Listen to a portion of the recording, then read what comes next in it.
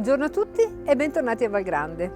Oggi sono qua e sto approfittando anche di questa giornata primaverile per fare una passeggiata fuori e per darvi la possibilità di conoscere angoli nuovi che stiamo creando qui a Valgrande. Infatti in questo spazio abbiamo iniziato a fare una raccolta delle attrezzature che sono state usate nel tempo, nella storia anche dei lavori agricoli che si sono succeduti via via in questa azienda agricola. Infatti qua ci sono dei vecchi aratri, poi c'era un attrezzo che veniva utilizzato per fare il solco per interrare le patate in vista del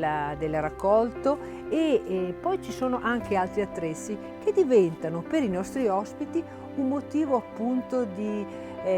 esame, di passaggio del passato, motivo di racconto, e in questo angolo abbiamo notato, soprattutto nei fine settimana, che le persone si soffermano volentieri e iniziano a raccontare sull'onda dei ricordi. Ma io non posso parlarvi solamente dei nostri ricordi, ma voglio parlarvi anche del menù di questa settimana che inizia già a risentire della stagione primaverile e come sempre voglio ricordare, voglio portare un po' della stagione nei nostri piatti, per cui si potranno assaggiare primi piatti con le erbe, primi piatti con le uova oppure con le carni provenienti dal nostro pollame.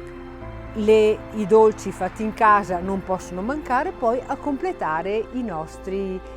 pasti. Se siete curiosi di assaggiare queste preparazioni vi invito a prenotare il vostro tavolo e lo potete fare con le solite modalità attraverso i contatti che troverete tra le pagine social dove noi siamo presenti o tra le pagine del nostro sito. Vi aspetto, ciao!